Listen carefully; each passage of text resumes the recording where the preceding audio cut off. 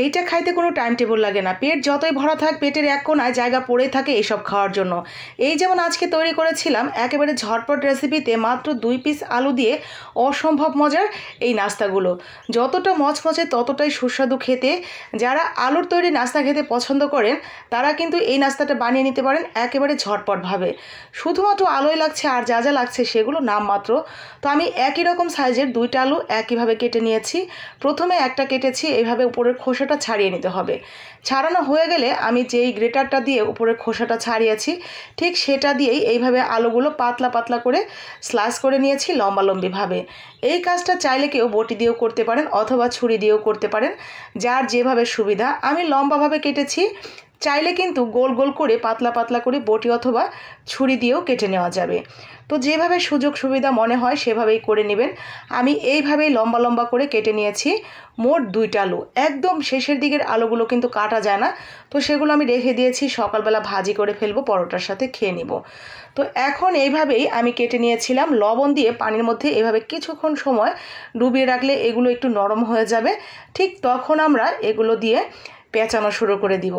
কতটা পাতলা হয়েছে দেখেন, আমার আঙুল সহ দেখা যাচ্ছে। ঠিক এতটা পাতলা পাতলা করেই কাটার চেষ্টা করবেন। একান্ত যদি না হয় তাহলে একটু মোটা মোটা করে কাটলেও কিন্তু কোনো প্রবলেম হবে না।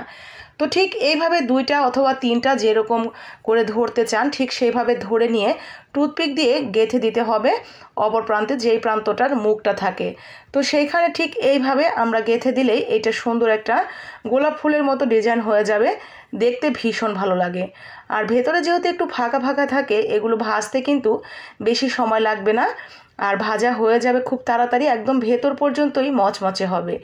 তো একইভাবে আমি সবগুলো ঠিকভাবে পেঁচিয়ে নিয়ে তারপরে টুথপিক দিয়ে গেঁথে দিয়েছি। তো হয়ে গেছে সবগুলো রেডি করা। এখন ভালো করে ধুয়ে নিতে হবে। তো ভালো করে ধুয়ে নিয়ে পানিটা খুব ভালোভাবে ঝরিয়ে নিতে হবে, যাতে একটুও গায়ে পানি পানি না থাকে, অতিরিক্ত হালকা তো থাকবেই। তারপরে আমরা দিয়ে দিব এখানে কর্নফ্লাওয়ার, যতটুকু লাগে সেই অনুসারে দিয়ে দিতে হবে। মানে এই প্রত্যেকটা গায়ে যাতে একটু একটু করে লেগে থাকে ঠিক সেইভাবেই আপনাকে কর্নফ্লাওয়ারটা দিতে হবে। কর্নফ্লাওয়ারের সাথে আরও অ্যাড করে দিয়েছি হলুদের গুঁড়া, মরিচের গুঁড়ো, ধনিয়ার গুঁড়া।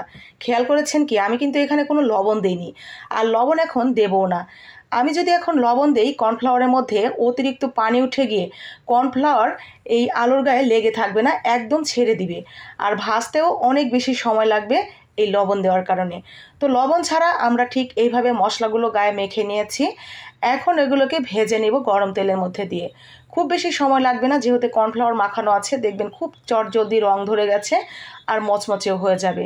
তো এইভাবেই একটু কিছুক্ষণ সময় এই পাশে ওপাশে ওলট পালট করে নিলেই কিন্তু এগুলো মচমচে হয়ে যাবে ভাজার সময় যদি 2-1 পিস খুলে যেতে পারে, যদি যায় তাহলে সমস্যা নেই, ওটা ওভাবেই ভেজে তুলে নেবেন। তো আমার কিন্তু মচমচে করে ভাজা হয়ে গেছে, এখন তুলে নিচ্ছি আমি এগুলো। দেখেন কতটা সুন্দর এবং লোভনীয় লাগছে। আর হ্যাঁ, এগুলো ভেজে উঠিয়ে তারপর যখন ঠান্ডা হয়ে যাবে অবশ্যই টুথপিকগুলো ফেলে দিয়ে তারপর বাচ্চাদের সামনে পরিবেশন করবেন। নয়তো কোনোভাবে যদি একটা কাঠি বাচ্চাদের মুখে ভুলবশত চলে যায় তাহলে কিন্তু বিপদ হতে পারে। অবশ্যই ভাজার সাথে সাথে যখনই ঠান্ডা হয়ে যাবে টুথপিকগুলো ফেলে দিয়ে তারপর বাচ্চাদের সামনে পরিবেশন। তো আমি এখানে একটা নুডলসের মশলা উপর দিয়ে ছিটিয়ে দিয়েছি, যার কারণে এটা খেতে অসম্ভব ভালো লাগছিল। যারা নুডলসের মশলাগুলো খেতে একদমই পছন্দ করেন না তারা শুধু নর্মাল লবণ অথবা বিট লবণ ছিটিয়েও কিন্তু দিয়ে পরিবেশন করতে পারেন।